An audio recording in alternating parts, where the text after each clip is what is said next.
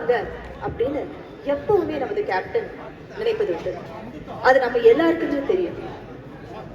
அவரை பத்தி பேசணும்னா நிறைய பேசலாம்.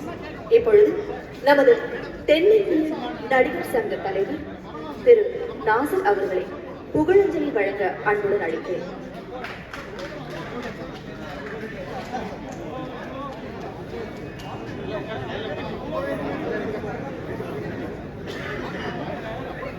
இந்த அரங்கத்தின் வெளியும் ஒரே உணர்வோடு ஒரே இழப்போடு இங்கு நாம் சம்பவமாக இருக்கிறோம். அவர் எப்பொழுதுமே அணிகின்ற வெள்ளை ஆடையில் ஒரு சின்ன கருப்பு பொட்டு கூட இல்லாமல் மிக உண்மையான உன்னதமான மக்களுக்கான வாழ்வை வாழ்ந்து சென்றிருக்கிறார் என்னுடைய அண்ணன் திரு விஜயகாந்த். நான் வெகு நேரம் எடுத்துக்கொள்ளப் போவதில்லை. தங்களுடைய உணர்வுகளை பகிர்ந்து கொள்ள பல நூறு பேர் காத்திருக்கிறீர்கள். அவரை பற்றி நினைக்கின்ற பொழுது அவர் இருமுகங்களை நான் காண்கின்றேன். ஒன்று, அவர் மிகவும் வெற்றி பெற்ற ஒரு உச்சகட்ட நட்சத்திரமாக, அதைவிட முக்கியமாக தென்னிந்திய நடிகர் சங்கத்தின் தலைவராக முதல் முறையாக அவருடைய தலைமையில் தான் வெகு நாட்கள் கழித்து சினிமா நட்சத்திரங்கள், பெரிய நட்சத்திரங்கள், சிறிய நட்சத்திரங்கள் என்றெல்லாமல் அத்தனை பேரையும் கோழி தன் குஞ்சுகளை அடைகாப்பது போல அவர் அனைவரையும் அள்ளிச் சென்றார். எங்களை எல்லாம் அவர் கொடுத்த ஊக்கம்தான், அவர் கொடுத்த யோசனை தான், அவர் கொடுத்த ஒரு தைரியம்தான் நம்மாலும் அதை செய்ய இயல முடியும். அதற்காக நான் அவருக்கு காலம் முழுவதும் நான் நன்றி கூறுவேன். அவரை பற்றி புதிதாக சொல்வதற்கு நமக்குள் பல விஷயங்கள் இருக்கின்றன. இந்த மேடையில் உள்ள பல மேடைகளில் நாம் அவரை பற்றி பேசுவோம்.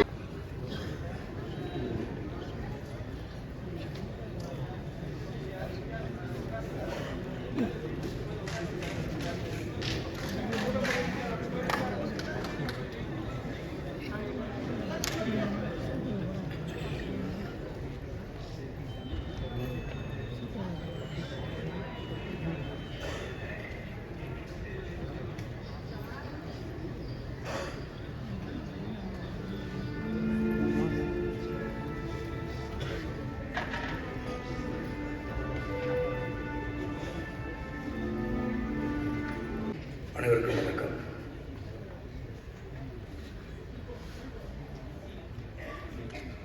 இப்படி ஒரு நிகழ்வு, இந்த நிகழ்ச்சி நினைவேந்தல் நம் வாழ்நாளில் நாம் கலந்து கொள்வோம் என்று நினைத்து பார்க்காத ஒரு தருணம் என்று தான் சொல்ல வேண்டும்.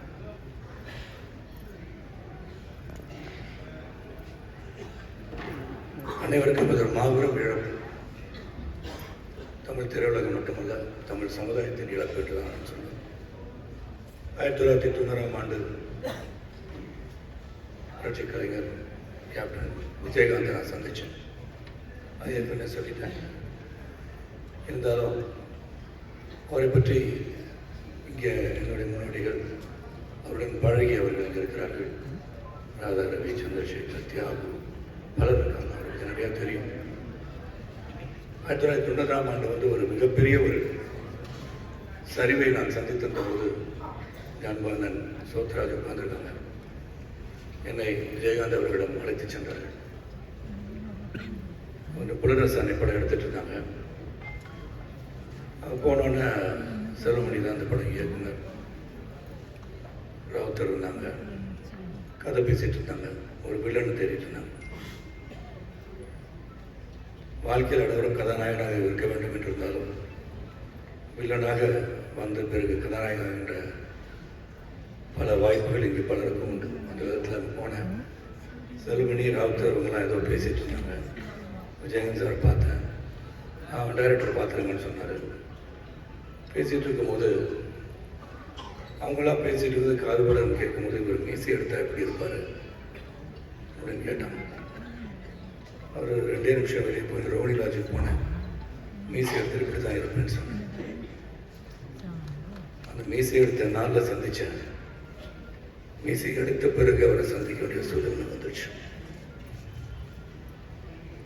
அது நினச்சுதான் சைக்கிள் ஆஃப் லைஃப். அங்கே ஒரு அறிமுகம், அவரை சந்திக்கின்ற வாய்ப்பு. இன்று அதே முகத்தோடு நான் வந்து பார்க்கும்போது இந்த முகத்தை என்னால் பார்க்க முடியவில்லை. நான் வெளிநாட்டில் இருந்தேன், வர இயலாத ஒரு தூரம். அந்த பிறகு அவர் மரியாதை தான் செலுத்த முடிந்தது. அவருடன் அந்த அமைதி ஊர்வலத்தில் கலந்து கொள்ள முடியவில்லை என்ற வருத்தம் எனக்குள் இருக்கிறார். ஆனால் நடிகர் சங்கம் என்று இந்த நினைவேந்தல் மூலமாக இந்த மாமனிதர் நல்ல ஒரு உள்ளம் படைத்த, வள்ளல் குணம் படைத்த நண்பு சகோதரர் விஜயகாந்த் அவர்களுக்கு நினைவேந்தல் நிகழ்ச்சி நடத்தி கொண்டிருக்கிறார்கள். எல்லார் மனசுக்கு ஒரு புழுக்கம் இருக்கும். இருந்தால் என்னை பொறுத்த வரைக்கும் அவரை இழந்துவிட்ட சூழ்நிலையிலும் நாம் இன்று சில விஷயத்தை நம்ம கொண்டாடணும். எதை கொண்டாடணும்னா அவருடைய குணம், பழகுகின்ற விதம், வள்ளல் குணம், அவரிடம் கற்றுக்கொள்ள வேண்டிய பாடங்கள் ஏராளம் ஏராளம் என்று தான் சொல்ல வேண்டும். எனக்கு ஒரு இதை இருந்துச்சுன்னா நாசர் அவர்கள் சொல்லும்போது 3 நிமிஷத்தை பேசுகிறேன்னு சொன்னாங்க. 3 நிமிஷத்தை பேசுறது கிடையாது, 3 ஜென்ரேஷன் பேசுகிறேன் அதை பற்றி. ஏன்னா உள்ளத்தின் அடித்தளத்திலிருந்து ஒரு சில பழகிய நாட்களை நினைவு கூறுகிறேன். அந்த நினைவு நான் புலனசாலை படத்தை நடிச்சுட்டு இருக்கும்போது செல்வனிங்க இருக்காங்க. இறுதி காட்சி, கிளைமேக்ஸ் காட்சி எடுத்துட்டு இருந்தாங்க. அந்த காட்சியில் எனக்கு அடிபட்டுச்சு. அதுக்கு முன்னாடி நான் ஏற்கனவே சொன்னது, பத்திரிகையில் சொன்னது போல தான், என்ன சார் போட்டு நான் வந்து கேப்டன் போட்டு அடி நடிச்சிட்டு இருக்கேன், வில்லன் வந்து ஒரு கதாநாயகனை வந்து ஒரு அடிக்கணுமா அப்படின்னு நான் கேட்கும்போது விஜயகாந்த் சார் எனக்கு கூப்பிட்டாங்க. சார் சொல்கிறத செய்யுங்க, கரெக்டாக இருக்குன்னு நினச்சி பார்க்கும்போது நார்மலாக என்ன நடக்கும்னா அந்த சொல்லுவாங்க கிடைக்கிறது. அந்த சீன் எடுக்கும்போது அடிபட்டுருச்சு. 3 நாள் ஓய்வெடுக்க சொன்னாங்க. செல்வமணிக்கு இருக்காரு.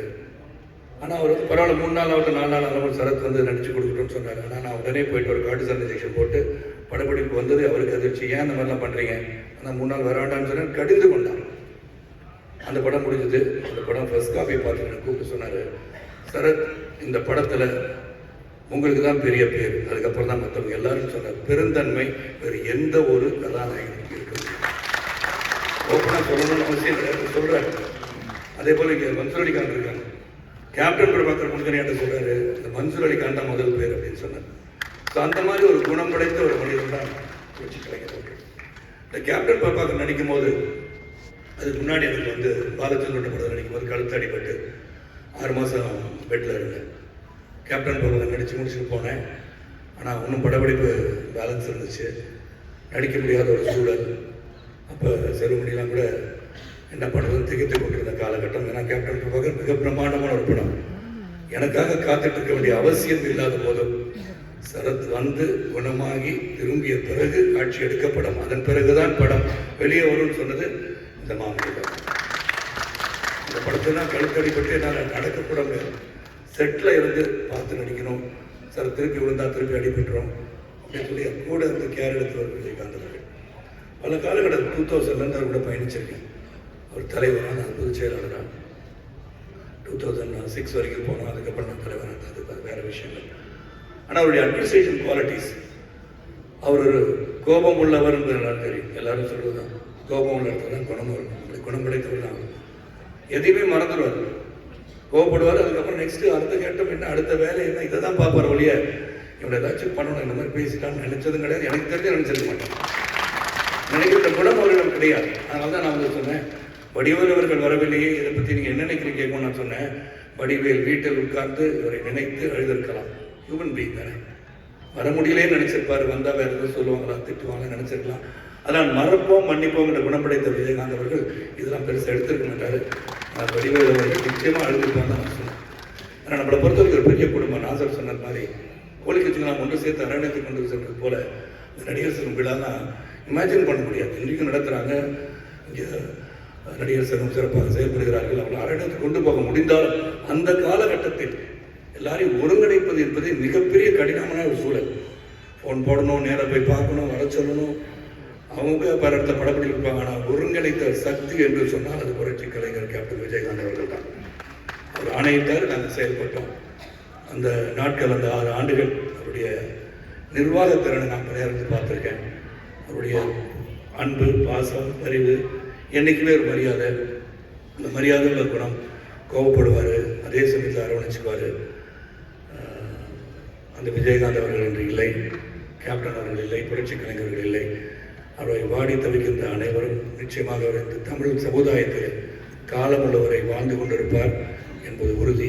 ஏன்னா வள்ளல்களை நாடு மறப்பதில்லை, வள்ளல்களை தமிழ் சமுதாயம் மறப்பதில்லை, வள்ளல்களை நாம மறக்க மாட்டோம். ஆகவே புரட்சி கலைஞர் கேப்டன் விஜயகாந்தை மறக்காமல் அவர் விட்டு சென்ற பணிகளை, சமுதாய பணிகளை, சமூக பணிகளை, அவர் நினைத்த செயல்களை, அவருடைய குணமடைத்து அவரை போல் நாமும் வாழ வேண்டும் என்று எண்ணுகின்ற ஒரு இடத்தில் அவர் இருக்கிறார். நம்ம எல்லாம் அவர் பார்த்து கொண்டிருப்பான்னு சொல்லி அனைவரும் அவரின் புகழ் பாடுவோம் என்று அவர் மனதிலே தாங்கியிருந்தால் நிச்சயமாக நாம், நம் குடும்பம், நம் சமுதாயம், நம் சமூகம் சிறப்பாக இருக்கும் என்று சொல்லி இந்த நினைவேந்தல் இதுக்கு மேலே என்ன பேசுறது தெரியல. ஏன்னா பேசுறதுனால முடியாது. அந்த அளவுக்கு எனக்கு உறுதுணையாக இருந்து பல காலங்களில் உதவிய விஜயகாந்தன் அவர்களை என்று மறக்க மாட்டேன் என்ற மனதில் தாங்கி செயல்படும் என்று கூறி அவர் ஆன்மா என்றும் நம்மளை ஆசீர்வதிக்கட்டும், நடிகர் சங்கத்தை ஆசீர்வதிக்கட்டும், தமிழகத்தை ஆசீர்வதிக்கட்டும், தமிழ் சமூகத்தை ஆசீர்வதிக்க கேட்டுக்கொண்டு விடைபெறுகின்றேன். நன்றி, வணக்கம். இப்பொழுது திரு R.K. செல்வமணி அவர்களை புகழஞ்சலி வழங்க மேடைக்கு அழைக்கிறேன்.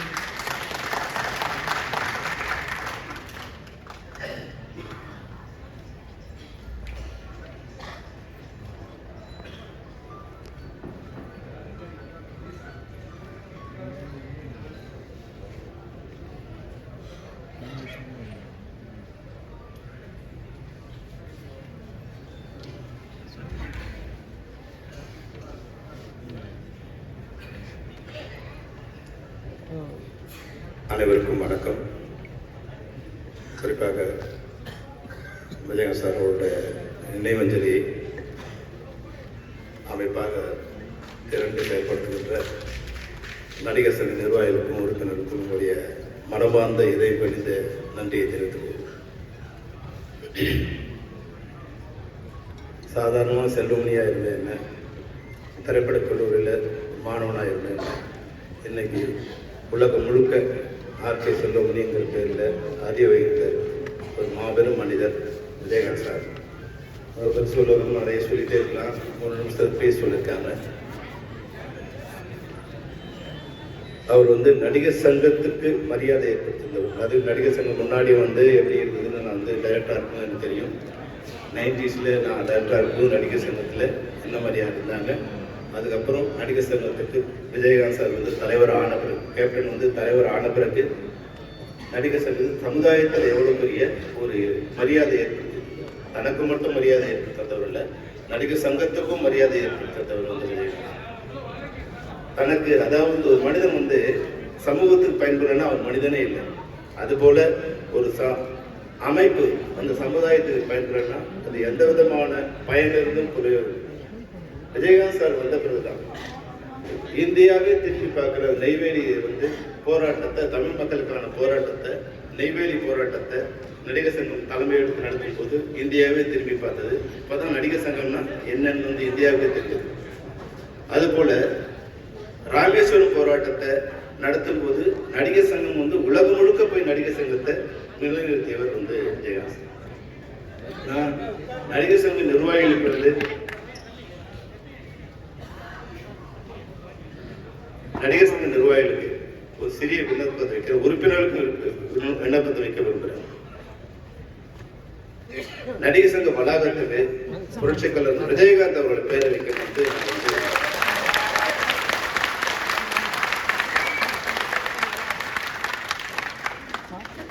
ஏன்னா நடிகர் சங்கம் இன்னைக்கு இந்த இவ்வளவு மரியாதையா தலை நிமிர்ந்து நிற்குதுன்னா, அது புகழ் உச்சத்தை தொட்டதுன்னா அது விஜயகாந்த் சாரோட தான், ஒரு கேப்டனால தான்.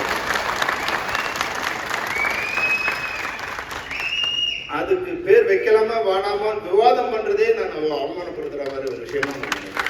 எந்த விவாதமும் இல்லாம நிர்வாகிகள் அப்படி உறுப்பினர்கள் வேணான்னு சொன்னா அந்த பதவியே வேணான்னு போயிடணும். நான் நடிகர் சங்கத்துக்கு நாங்கள் விஜயகாந்த் சார் பேர் தான் வைப்போம் அப்படின்னு தான் சொல்லணும் தவிர நாங்கள் உறுப்பினர்களே கேட்டு வைப்போம். அதிகமாக பேசுறதா இருந்தால் நாசரோ விஷாலோ என்னை மன்னிக்கணும். நான் என்னோட உணர்வை சொல்றேன். ஏன்னா இதை விட சில இன்னைக்கு வந்து தமிழக முதல்வர் வந்து 2 முறை வந்து தோத்து தமிழக முதல்வர் 2 முறை வந்து பார்த்து போனதால விஜயகாந்த் சாருக்கு பேர் இல்லை, முதல்வருக்கு பெரிய பேர். அப்பா 2 முறை வந்து சிஎம் வந்து விஜயகாந்த் பார்த்தார், முதல்வர் அதனால பேர் இல்லை. இன்னைக்கு பெரிய பரிச்சயம் இல்லைன்னா கூட தமிழக மேடைகள்ல பிரதமர் கூட விஜயகாந்த் சார் பேரு கேப்டன் சொல்ல வேண்டிய அவசியத்தை விஜயகாந்த் சார். அது போல விஜயகாந்த் சார் பேர் வைக்கிறதால, கேப்டனோட பேரை வைக்கிறதால நடிகர் சங்க வளாகம் தான் புகழ் பெறுவதை தவிர விஜயகாந்த் சாருக்கு எந்த பேரும் தயவு செய்து நான் புகழஞ்சி செலுத்துவதாக இருந்தால், நடிகர் சங்கம் தன்னுடைய நன்றி கடனை திரும்ப செலுத்துவதாக இருந்தால், நான் வந்து விஜயகாந்த் சார் போய் கேட்டேன், எப்படிப்பட்ட மனிதர் விஜயகாந்த் ஒரே வார்த்தை சொன்னேன். அந்த எந்த புகழையுமே நான் எடுத்து விரும்பல. அவர்கிட்ட போய் நான் கேட்டேன், ஏன்னா நான் D40 நடக்கும்போது எங்களுக்கு பிரச்சனை வந்து பில்டிங் எப்படி வாங்குறது அப்படிங்கும்போது நான் விஜயகாந்த் சார்கிட்ட போய் கேட்டேன், சார் பணம் வந்தது எப்படி பண்ணீங்க, எப்படிலாம் அந்த இது கடையெல்லாம் அடைச்சிங்க. அப்போ அதெல்லாம் எனக்கு தெரியாதுப்பா, அதெல்லாம் பணம்லாம் கொண்டு வந்து கொடுத்தா சரத்குமாருக்கு மட்டும் தான், நீ போய் சரத்குமார் கேளுப்பா, அதான் அவர் தான் கொஞ்சம் பேசி அதெல்லாம் செட் பண்ணாரு, எனக்கு விஷயம்லாம் தெரியாதுல்ல. அதாவது அந்த புகழை கூட தான் எடுத்துக்கணும்னு நினைக்க தெரியாத ஒரு அதுபோல உலகத்துல இல்ல இந்தியாவில், உலகத்தை பத்தி எனக்கு அவ்வளவு தெரியாது, இந்தியாவில் எந்த தலைவனும் பொது சொத்தை எடுக்காத தலைவன். எவ்வளவு பெரிய மகாத்மா காந்தி கூட பொதுவான ஒரு இடத்துல போயிருக்காங்க, ஆனா தன்னுடைய இடத்துல சம்மதி எடுத்த ஒரே மனித தலைவர் வந்து விஜயகாந்த். அதுக்காக கூட அவர் வந்து ஒரு இடத்துல போய் பொது இடத்துல அவர் வந்து அடக்கமாகல, தான் விலை கொடுத்து வாங்கிய இடத்துலயே தன் சமாதி எடுத்து. எவ்வளவு பெரிய மனிதர் பாருங்க, ஒரு பைசா கொடுத்து இருந்த வரைக்கும் தன்னோட சொத்தை கொடுத்தாரு, பணத்தை கொடுத்தாரு. இறந்த பிறகு கூட வந்து பொதுவான சொத்து, மக்கள் சொத்து எதுவும் எனக்கு வேண்டாம் தன்னோட இடத்துலயே வந்து அவர் போய் படுத்துட்டு இருக்காரு. இதை விடந்த ஒரு புகழ் வந்து யாரும் அவர் கொடுக்க போறதில்லை. அதனால வந்து நடிகர் சங்க நிர்வாகிகளுக்கு மீண்டும் எனக்கு தாழ்மையான விண்ணப்பம், அந்த கட்டடத்துக்கு அவரோட பேரை வைக்கணும். இந்த மேடையில் அறிவிச்சாலும் சால சிறந்ததா இருக்கும், பொதுக்குழு அறிவிச்சாலும் இருக்கும். எனக்கு வந்து ஒரு பெரிய வருத்தம் என்னன்னா, நான் வந்து விஜயகாந்த் சார்க ஒரு புத்தகம் எழுதிட்டு ஒரு அது சின்ன முடிஞ்சிடும். அவரோட பிறந்த நாளுக்கு புத்தகத்தை ரிலீஸ் பண்ண நினைச்சு அது எல்லாருமே அது ஒரு டாக்குமெண்டேஷன் இருந்தால அது என்னால் முடிக்க முடியல, எழுதிட்டே இருந்தேன். அதுக்காக போய் வந்து அவங்க மனைவி கூட நான் பிரேமலதா அக்கா கூட போய் பார்த்து சந்திச்சேன். அவங்ககிட்ட பேசுவேன், சார் அம்மா இது மாதிரி நான் வந்து நான் ஒரு புத்தகம் எழுதுறேன் அன்னைக்கு உதவி பண்ணேன். அவங்க கொஞ்சம் வருத்தப்பட்டாங்க. சார் நிறைய பேர் வந்து தவறா வந்து அவர் பற்றி சொல்லிட்டே இருக்காங்க, தவறான கருத்துக்களை பதிவு பண்றாங்க, அதனால நான் வந்து அது பெருசா எடுத்துக்கிட்ட தம்பி அப்படின்னாங்க. நான் சொன்னேன், இல்லைம்மா நான் அது மாதிரி நான் எடுத்த நான் யார் யாருக்கெல்லாம் அந்த விஷயங்களை கலெக்ட் பண்ணேன் இதையெல்லாம் அவங்களுக்கு சொல்லும் போது அவங்க அப்புறமா வந்து காம்ப்ரமைஸ் ஆகிட்டு, இல்லை நானும் ஹெல்ப் பண்றேன், அந்த புத்தகத்தை நம்ம நீங்க ஹெல்ப் பண்ணி கொடுங்க அப்படின்னு சொன்னாங்க. மிகப்பெரிய வருத்தம் என்னன்னா, அவர் வாழ்ந்த காலத்திலேயே அவர் உயிரோடு இருக்கும்போதே அந்த புத்தகத்தை எழுதி அவருக்கு வந்து கொடுக்கணும்னு நான் நினைச்சேன். ஆனா அது நடக்க முடியாமல் போயிடுச்சு. நாங்கள் கடைசியா வந்து நாங்கள் இயக்குனர் ஒரு 5 பேர் வந்து அவர் நினைவோடு இருப்போம். நாங்கள் பார்த்தோம், நானும் விக்ரம் சார், உதயகுமார், பேரரசுலாம் பார்த்தோம். பார்த்துக்கும் போது அவர் கைகளை புலன் விசாரணையில வந்து எப்படி என் கைகளை பிடிச்சாரோ, அதாவது வந்து புலன் விசாரணை ஷூட்டிங் நடந்துட்டு இருக்கும்போது கோயம்புத்தூர் ஷூட்டிங் நடந்துட்டு இருக்கு. அப்போ பொருட்காட்சியில் ஷூட்டிங் பண்றோம், கிரௌட் வந்து கண்ட்ரோல் பண்ண முடியாம வந்து கிரௌட் உள்ள நுழைஞ்சிட்டாங்க. அப்போ வந்து சொல்றாரு, இது டைரக்டர் புடின்னு வந்து என்ன கிரௌட்ல வந்து போலீஸ் அடிக்க ஆரம்பிச்சிட்டாங்க, தெரியாம அடிச்சிருவாங்க சொல்லி என்னுடைய கைகளை அவர் இருக்கும் பிடிச்சார். அதே போல அவரை நான் கடைசியா சந்திக்கும் போது என் விஜயகுமார் வந்து அந்த பாட்டை பாட ஆரம்பிச்சார். அந்த வானத்தை போல பாடும்போது எல்லார் கண்கள் அப்படியே தண்ணி வருது. அவரும் கண்ணு தண்ணி வந்து அவரு கைகளால வந்து உதயகுமார் என்னோட கண்ணு துடிக்கிறார். அழுகாதன்னு அவரால் பேச முடியல, அழாதுன்னு அவர் வந்து கண்ணை துடிக்கிறாரு. எங்க 2 பேரோட கையை 2 கையில அப்படி பிடிச்சிக்கிட்டார். அது என் மனைவிக்கு இன்னும் என் முன்னாடி இருக்கு. இன்னொரு பெரிய விஷயம் என்னன்னா, 1988 டிசம்பர் 28 புலன் விசாரணை நாங்கள் பூஜை கொண்டு தொடர நாள். அதே டிசம்பர் 28 2023 அவருக்கு கிடையாது. ஏதோ ஒரு வாழ்க்கையில விஜயகாந்த் சாருக்கு ஒரு பிணைப்பு இருக்கிறதாவே நினைக்கிறேன். நீங்க விஜயகாந்த் சார் எப்ப சொன்னாலும் கேப்டன் பிரபார், கேப்டன் விஜயகாந்த் சொல்லும் போது அதுல வந்து ஒரு 10% எனக்கு பேர் இருக்கா மாதிரி நான் நினைச்சிருக்கேன். கேப்டன்கிற பேரு, RK செல்வமணிங்கிற பேரு அவரு எனக்கு கொடுத்தா மாதிரி, கேப்டன் எல்லாரும் சொல்லும்போது அதை ஒரு கொஞ்சம் சதவீதம் எனக்கு இருக்கு. அவர் வாழ்க்கையில ஏதோ ஒரு பங்கு எனக்கு இருக்க மாதிரியே ஒன்று. அந்த மரணம்ங்கிறது வந்து என்ன மிக மிக பாதிச்சது. என்ன மட்டும் இல்ல, இன்னைக்கு தமிழகத்தையே பாதிச்சது. இவ்வளவு பெரிய மனுஷனுக்கு இவ்வளவு பெரிய கூட்டமா, அவருக்கு எம்எல்ஏ இல்ல, மினிஸ்டர் இல்ல, எதிர்கட்சி தலைவர் இல்ல, வெற்றி பெற்ற ஒரு செல்வாக்கான கட்சி வந்து இது கூட இல்ல, ஒரு சரிவான நிலையில இருக்கு. இது மாதிரியான பல நிலையில அவர் மரணம் தமிழ்நாட்டில் இருக்கிற மொத்த மக்களையும் வந்து திரும்பி வந்துடுச்சு. இது வரைக்கும் நான் பார்த்ததில்ல. எந்த மரணத்துக்கும் யாரும் வரலன்னா கூட வந்து யாரும் பெருசா எடுத்துக்கல. ஆனா இந்த மரணத்துக்கு யாராவது வரலன்னா மக்கள் அவங்களை குற்றம் சாட்டுற அளவுக்கு மக்களோட மனநிலை இருந்துச்சு. ஏன்டா நீ வந்து அந்த மரணத்துக்கு போலங்கிற கேள்வி இருக்கிற மனநிலைக்கு மக்கள் பயந்தாவது வர வேண்டிய ஒரு கட்டாயத்தை அந்த பொதுமக்கள் எழுதிட்டாங்க. அதுதான் வந்து விஜயகாந்த் சாரோட கேப்டனோட மிகப்பெரிய பலம். என்னன்னா, வாழ் வரைக்கும் அவரோட பலம் யாருக்கும் தெரியல. ஆனா மறைஞ்ச பிறகு அவரோட பலம் இருப்பாங்க. இன்னைக்கு நம்மளுடைய ஏசி சண்முகம் சொன்ன மாதிரி இன்னைக்கும் ஆயிரக்கணக்கான பேர் அது வந்து அவரோட கல்யாணம் பண்ற கியூல இருந்து புகழஞ்சு செலுத்துறாங்க, லட்சக்கணக்கான பேர் செலுத்திக்கிறாங்க. இதை விட வந்து நன்றி கடனை தமிழக மக்கள் வந்து வேற யாரும் தெரிஞ்சிருக்க மாட்டாங்க.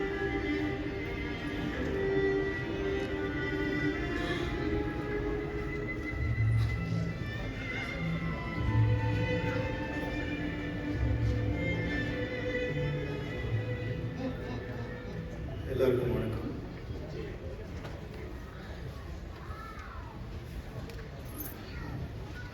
எல்லாம் இறந்தப்புறம் கடவுளாயிடுவாங்கன்னு சொல்லுவாங்க. ஆனால் சில பேர் தான் வாழும் போதே கடவுளாக இருப்பாங்க. அப்படிப்பட்ட ஒருத்தர் தான்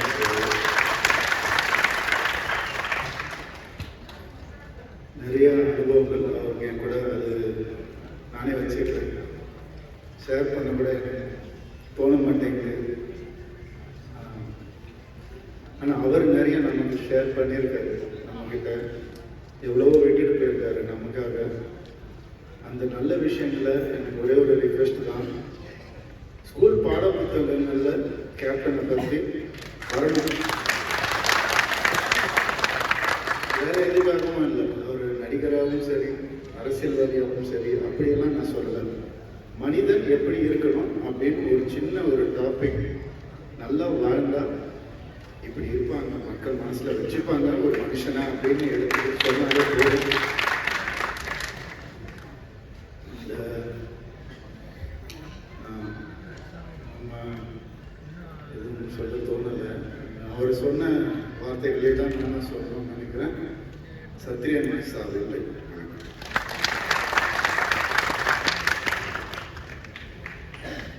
சீக்கிரமா நடிகர் சங்கத்தை பில்டிங் ரெடி பண்ணுங்க. அப்படிதான் விஜயகாந்த் சார் பார்த்துட்டு சொல்ற மாதிரி தான் இருக்கு. சீக்கிரமா ரெடி பண்ணி நம்ம எல்லாரும் உள்ள போய் அதை பார்க்கணும்னு அவர் சொல்ற மாதிரி தான் தெரியுது. சீக்கிரமா ரெடி பண்ணுங்க, ஒரு ஃபேமிலியா உள்ள போகலாம். Okay, thank you.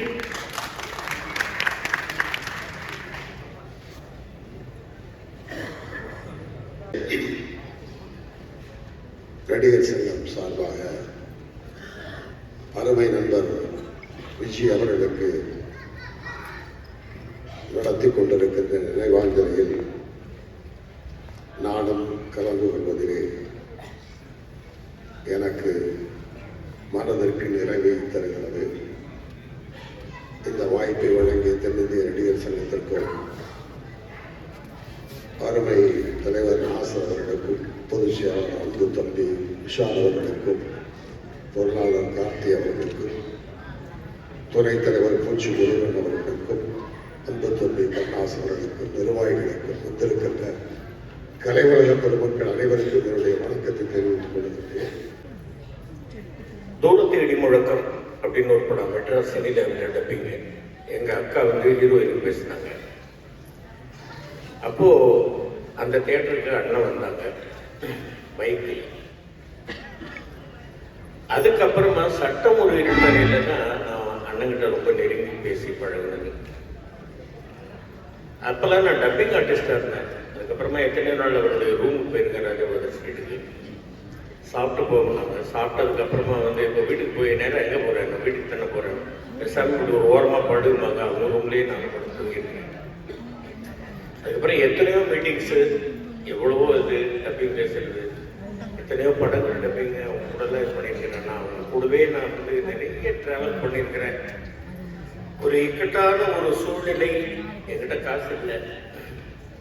அந்த நேரத்தில் என்னை கேஎன் காளை அப்படின்னு இருந்தவங்க, அவங்க தான் கூட்டிகிட்டு போயிட்டு நடிகர் சங்கத்தில் சேரணும். நான் கேட்டப்போ அண்ணங்கிட்ட கூட்டிகிட்டு போய் அந்த தலைவராக இருந்தாங்க. என்கிட்ட பணம் இல்லை, கொஞ்சம் தான் இருக்குங்க. சரி கொடுத்துருங்க காலைன்னு சொல்லிட்டு நான் பார்த்துக்கிறேன் அப்படின்னு நாங்கள் மீதி அவங்க தான் கழிப்பாங்க. இருக்கு அண்ணன் கையெழுத்து போட்டு கொடுத்த கார்டு இன்னைக்கு வரைக்கும் நான் இதை பொக்கிஷமாக நான் பாக்கெட்டில் வச்சுக்கிட்டே இருக்கேன். எல்லாரும் சொல்ற மாதிரி தான் ரொம்ப வெள்ளந்தியான ஒரு மனம், யாருக்கும் ஒரு தீங்கு நினைக்காத ஒரு எண்ணம், எல்லாரும் நல்லா இருக்கணும் அப்படின்ற ஒரே குறிக்கோள். இவ்வளவுதான், வேற ஒன்றும் எனக்கு அண்ணனை பற்றி சொல்றது தெரியல. சாப்பாடு நான் எல்லா ஃபங்க்ஷன்லையும் சொல்ற மாதிரி அவர் எனக்கு அண்ணன் மட்டும் இல்லை, என்னை சாப்பிட வைத்த அழகு பார்த்த தாய் அப்படின்னு நான் சொல்றேன். அம்மா அப்படின்னு தான் சொல்லுவேன் நான். எல்லாருக்கும் வணக்கம். திரு விஜயகாந்த் அவர்களை சுமார் 40 வருஷமாக எனக்கு பழக்கம்.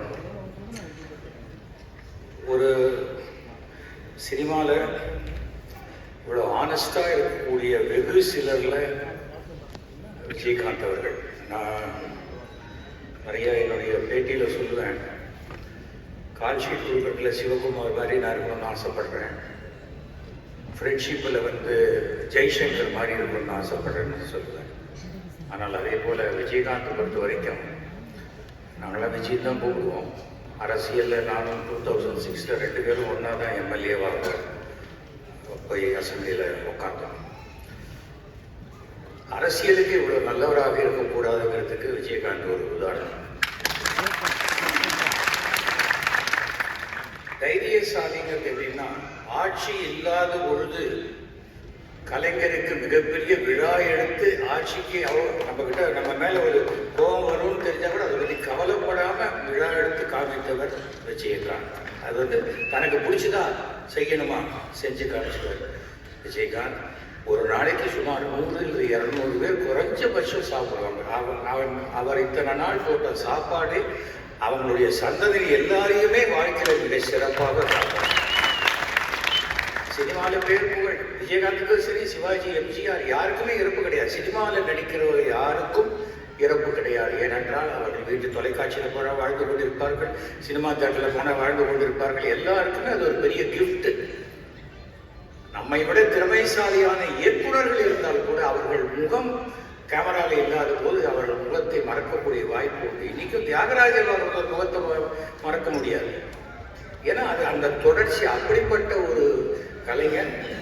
எல்லாத்தையும் தாண்டி ஒரு விஷயம் விஜயகாந்த் சொன்னா, ஒரு கஷ்டம் அப்படின்னா, ஒரு நாடக நடிகராக இருந்தாலும் சரி, நம்ம ஸ்டேட்டஸ் தான் இது காரணம் பார்க்காம உடனே உதவி செய்யற குணம் எம்ஜிஆருக்கு பிறகு நான் கேப்டன் விஜயகாந்த் கிட்ட தான் நான் பார்த்தேன். இந்த கேப்டன்கிற அடைமொழி இனிமே தமிழ் சினிமா இருக்கிற வரைக்கும் வேற யாருக்குமே அது வைக்க முடியாத அளவுக்கு அந்த இடத்தை விஜயகாந்த் ஃபிக்ஸ் பண்ணிட்டாங்க.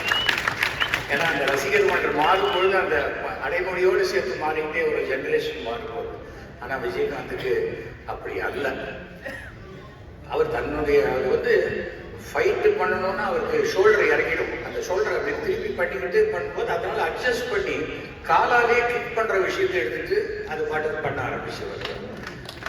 அது ஒரு பெரிய விஷயம், சாதாரணமான ஒரு விஷயம். சினிமாவில் நல்லவர்கள் நல்லவைகள் அப்படின்னு எடுத்து பார்க்கும்போது அந்த லிஸ்டில் விஜயகாந்த் என்றைக்குமே அந்த ஃபர்ஸ்ட் இடத்துல இருப்பார். இன்னைக்கு நடிகர் சங்கம் சிறப்பாக இயங்கிக் கொள்கின்ற இந்த நடிகர் சங்கத்தினுடைய கடனை அடைத்தவர் விஜயகாந்த் அவர்கள். கேப்டன் விஜயகாந்த் அவர்கள். இன்னைக்கு அந்த நிலம் மீட்கப்பட்டு அடுத்த செட் ஆஃப் யங்ஸ்டர்ஸ் வந்திருக்காங்க, பண்றாங்க, சிறப்பாக பண்ணுவாங்கன்னா அதுக்கு விஜயகாந்த் அவர்களுடைய ஆசீர்வாதம் என்னைக்குமே உண்டு. ஒருத்தர் இறந்து போன பிறகு அவரை பற்றி இவ்வளவு பேசும்பொழுது இந்த மாதிரி ஆளெல்லாம் இவ்வளவு தூரம் ஃபுல்லாகுதுன்னாக்கா அதுக்கு ஒரு 300 ரூபா பிரியாணி இதெல்லாம் வாங்கி கொடுத்தா கூட வரத்துக்கு ஆள் இல்லாத காலகட்டத்தில் ஒரு கேப்டன் விஜயகாந்த்ங்கிற பேருக்காக எந்த விளம்பரமும் கிடையாது பேப்பர்ல. இன்னைக்கு இவ்வளவு பேர் இருக்காங்கன்னா அது கேப்டன் விஜயகாந்த்ங்கிற பேர் தான். அதுதான் லைஃப்ல நம்ம சேர்த்து வைக்கணும். சொத்து கித்து இதெல்லாம் அப்புறம் அதுக்கு பிறகு அந்த நல்ல பெயர் இருக்குல்ல, அது இறந்த பிறகு இல்லை இவர் வேற மாதிரின்னு சொல்றது இன்னைக்கு விஜயகாந்தை பற்றி இங்கேன்னு இல்லை, எந்த இடத்துல வேணாம், தமிழ்நாட்டில் எந்த கோடியில் இருக்கட்டும், உலகத்தில் தமிழர்கள் எங்கே இருக்காங்களோ அங்கே இருக்கட்டும். ரெண்டாவது வித்தியாசமான ஒப்பீனியனே வராத ஒரு நடிகர் என்றால் அது கேப்டன் விஜயகாந்த். நல்லவர் பாரு, என்னப்பா நல்லவர் பாரு, நல்லவர்ப்பா அப்படி என்று அன்னைக்கு அந்த வந்த கூட்டமெல்லாம் சாதாரணமான கூட்டம் இல்லை. அந்த கூட்டத்தினுடைய அந்த ஒரு வேதனை இதெல்லாம் இன்னைக்கு வந்து நடிகர் சங்கம் இவ்வளவு சிறப்பாக இந்த நினைவஞ்சலி பண்ணியிருக்காங்க. இந்த நினைவஞ்சலி முழுக்க எல்லாரும் பேசணும்னு ஆரம்பிச்சா இதுவே ஒரு வருஷம் போகும் போல இருக்கு. இந்த சைடில் அத்தனை பேர் இருக்காங்க. இருந்தாலும் விஜயகாந்த் அவருடைய ஆத்மா சாந்தி அடையும். விஜயகாந்த் செய்த அனைத்து நல்ல காரியங்களுக்கும் அவருக்கு சொர்க்கத்தில் ஒரு இடம் உண்டு. அது வந்து என்னைக்கும் அவர் வந்து அவருடைய ஆத்மா சாந்தி அடையும். அவர் குடும்பத்தாருக்கு என்னுடைய மனமார்ந்த அனுதாபங்களை தெரிவித்து என்ன சொன்னாலும் ஃபிசிக்கலாக நம்ம கிட்ட இல்லாதவரை நம்ம திருப்பி கொடுக்க முடியாது. ஆனால் இந்த நல்ல நினைவுகள் அந்த குடும்பத்தை மிக சிறப்பாக வாழ வைக்கும் என இறைவனை வேண்டிக் கொள்கிறேன். நன்றி, வணக்கம், ஜெயஹிந்த். மரியாதைக்குரியவர்களுக்கு என் பணிவான வணக்கம். இந்த தென்னிந்திய நடிகர் சங்கத்தை புதிய பொலிவோடு புதிய கட்டடத்தில் பார்க்கணும்னு கடுமையாக உழைத்தவர் திரு விஜயகாந்த் அவர்கள். எனவே இந்த தென்னிந்திய நடிகர் சங்கத்தில் ஏதாவது ஒரு வளாகத்திற்கு திரு விஜயகாந்த் அவர்கள் பெயரை வைக்கப் போவதற்கு முன் அறிவிப்பாக இந்த அஞ்சலி கூட்டத்தை நடத்தும் நடிகர் சங்கத்துக்கு என்னுடைய நன்றியும் பாராட்டுகளும். இங்க பின்னாடி வந்து நினைவேந்தல் கூட்டம்னு போட்டிருக்கு. கூட்டம் என்பது கூட்டப்படுவது, காசு கொடுத்தோ பிரியாணி கொடுத்தோ கூட்டப்படுவது. ஆனா இந்த கூட்டம் வந்து அந்த மாதிரி கூடப்பட்ட ஒரு கூட்டம் இல்லை. இந்த கூட்டம் மட்டும் இல்லை, விஜயகாந்த் சாருடைய இறுதி அஞ்சலிக்கு வந்த அவ்வளவு பெரிய கூட்டமும் கூட்டப்பட்டதல்ல. திரு விஜயகாந்த் அவர்களை தங்களின் மனதில் புதைத்துக் கொண்ட ஒரு மாபெரும் சபை. அதனாலதான் மரியாதைக்குரியவர்கள் நான் முதல்ல உங்களை ஆரம்பிச்சேன். பிணமானவர்களை மட்டும்தான் நம்ம மண்ணில் புதைப்போம். நல்ல குணவான்களை நம்மளுடைய மனதில் நம்ம புதைத்துக் கொள்வோம். அப்படி நம்மளுடைய மனதில் புதைத்துக் கொண்டவர் தான் திரு விஜயகாந்த் அவர்கள். என்னுடைய ஈவன் படத்துல கொஞ்சம் டெட் பாடிஸ் இருக்கும், பக்கத்துல நிறைய பேர் உட்கார்ந்து அழுதுட்டு இருப்பாங்க. அப்ப என்னுடைய வசனம் நாளைய பிணங்களோடு இன்றைய பிணங்கள் அப்படின்னு சொல்லுவேன். நாளைய பிணங்களோடு இன்றைய பிணங்கள் அப்படின்னு சொல்றேன். இவங்களும் நாளைக்கு பணமாக போறவங்க தான். சுயநலத்தோட தன்னுடைய உடம்பை தானே சுமந்துக்கிட்டு எதுக்குமே பயன் இல்லாம இந்த பூமிக்கு பாரமாவே சில பேர் வாழ்ந்து செத்து போடுவாங்க. அவங்கதான் பிணங்கள். அப்படி இல்லாம ஒரு மனிதன் வாழ்ந்து காட்டுறது பார்த்தீங்களா? இப்படி ஒரு மனுஷனா வாழணும்னு நினைக்கிறத விட இப்படி ஒரு மனுஷனா சாகணும்னு ஆசைப்பட்டது வந்து திரு விஜயகாந்த் பார்த்துதான். அவருடைய அந்த வந்த கூட்டத்தை பார்த்து வாழும்போது காரு தேரு நிறைய சந்தோஷமா வாழ்ந்துருவாங்க. ஆனா சாகும்போது நாதியே இருக்காது. அப்படி இல்லாம இப்படி பெரிய ஒரு கூட்டத்தோட அவருடைய மறைவுன்றது நம்ம மனசுக்குள்ள மனிதாபிமானத்தை வளர்க்கணுன்ற ஒரு பெரிய விருப்பத்தை நமக்கு ஏற்படுத்துச்சு. அதே மாதிரி அவருடைய மனது அது ஒரு தாய்ப்பால் மாதிரி கருணையை சுரைக்கிற ஒரு மனது. அது ஒரு தாய்க்கு சமம். விஜயகாந்த் அவர்கள் ஆண்பாலாக இருந்தாலும் அவர் ஒரு தாய். எனவேதான் இந்த நேரத்தில் திருமதி பிரேமலதா விஜயகாந்த் அவர்களை நான் நினைவு கூற விரும்புகிறேன். பிள்ளைகளை சுமக்கிறது தாயா இருக்கலாம், ஆனா கணவனை சுமக்கிற ஒரு தாய்ங்கிறது உலகத்துல மிக அரிது. அப்படிப்பட்ட ஒரு தாயாகத்தான் திருமதி விஜயகாந்த் அவர்கள் இருந்தார்கள். இல்லைன்னா இந்த வருத்தமும் இந்த கடினமும் இன்னும் சில வருடங்களுக்கு முன்னாடியே நம்ம வந்திருக்கோம். கடைசி வரைக்கும் அவங்களை காப்பாத்தினாங்க. அதனால ஒரு தாயை நான் இந்த நேரத்தில் போற்ற விரும்புகிறேன். நடிகர் சங்கத்துக்கு ஒரு குழப்பம் இருக்கு. இந்த நடிகர் சங்கத்துக்கு பின்னாடி நிறைய பெரிய மனிதர்கள் இருக்காங்க. எப்படி அவருடைய பேரை மட்டும் வைக்கிறது அப்படின்னு ஒரு குழப்பம் ஒன்று இருக்கு. அது சரியான குழப்பம். தாஜ்மஹாலை கட்டினது யாரா இருந்தாலும், அதுக்கு பின்னாடி கடுமையா உழைச்சது யாரா இருந்தாலும், தாஜ்மஹாலை கட்டினது யாருன்னு கேட்டா நம்ம ஷாஜகான் தான் சொல்லுவோம். அந்த மாதிரி ஒருவேளை தாஜ்மஹாலுக்கே கடன் இருந்திருந்தா கூட, பேங்க்ல வச்சு கடன் வாங்கியிருந்தா கூட, அந்த கடனை அடைச்சு தாஜ்மஹாலை கட்டினது யாருன்னு கேட்டா விஜயகாந்த் சொல்ற அளவுக்கு அவர் உழைச்சிருக்காரு. அப்படிப்பட்ட ஒரு மனிதருக்கு, அப்படிப்பட்ட திரு விஜயகாந்த் அவர்களுக்கு இங்க இருக்கிற ஒரு வளாகத்துக்கு, ஒரு முக்கியமான வளாகத்துக்காவது அவருடைய பெயரை வைக்கணும். அந்த வளாகத்தில் நாம் சந்திப்போம் மறுபடியும். நன்றி, வணக்கம்.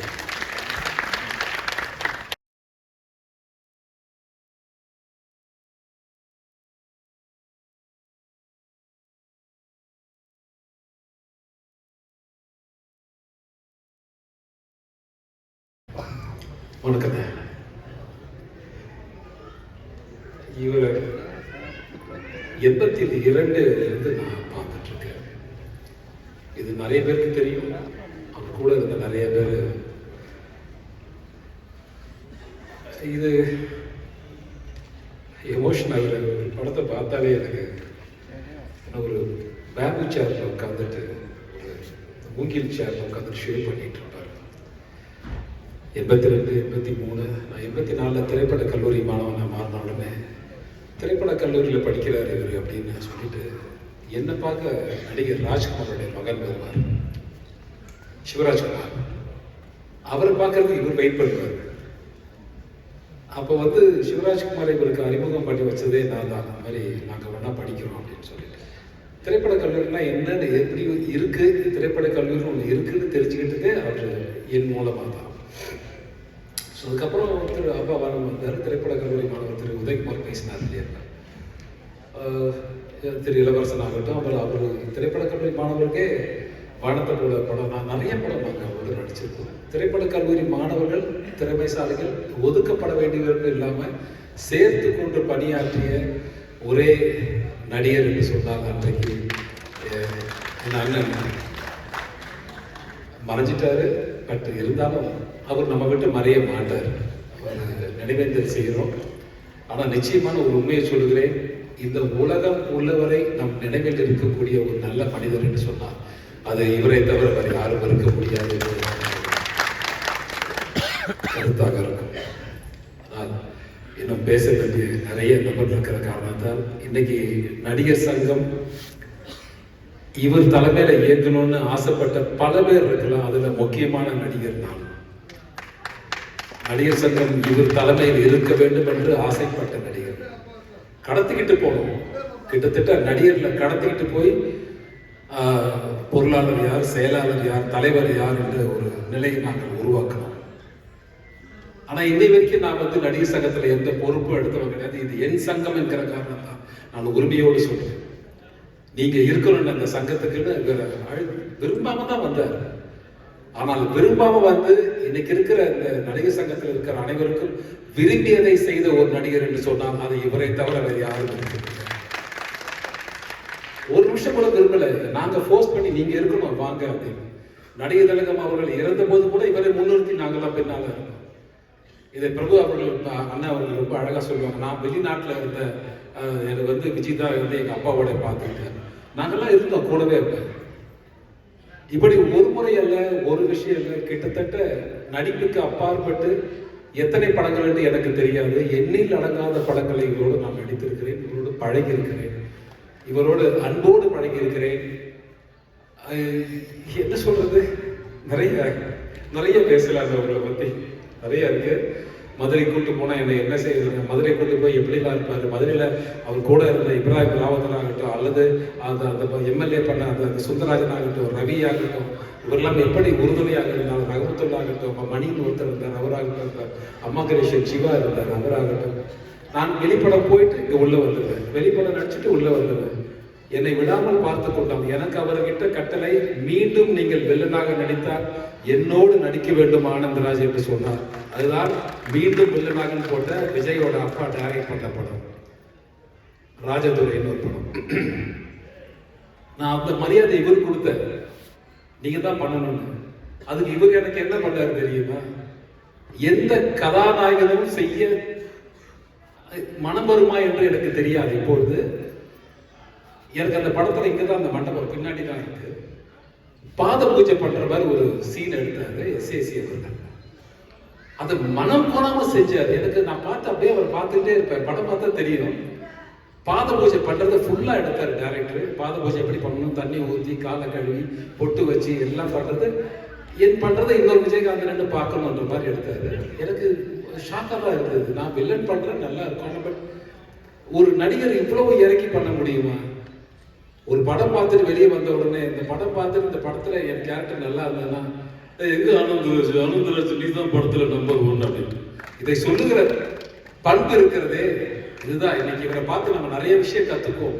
ஆனால் இன்றைக்கு இருக்கிற கதாநாயகன் இன்னும் கற்றுக்கொள்ள வேண்டிய பண்புகள் இவரிடம் நிறைய இருக்கிறது என்ற அன்போடு தெரிவித்துக் கொண்டு, இந்த நல்ல நேரம் என்று இதை நாம் சொல்லுவதற்கு மனம் சங்கடப்பட்டாலும் நாம் இவருக்காக ஒன்று கூடியிருக்கிறோம் என்பதை பெருமைதான் என்று சொல்லி இவருக்கு அஞ்சலி செலுத்துகிற இந்த நாளை பெருமையான நாளாக ஒரு நாள் அல்ல, ஒரு ஆண்டு அல்ல, ஆயுள் முழுக்க நாம் இருக்கிற வரை இவரும் நம்மோடு இருப்பார் என்று கூறி விடைபெறுகிறேன். நன்றி, வணக்கம்.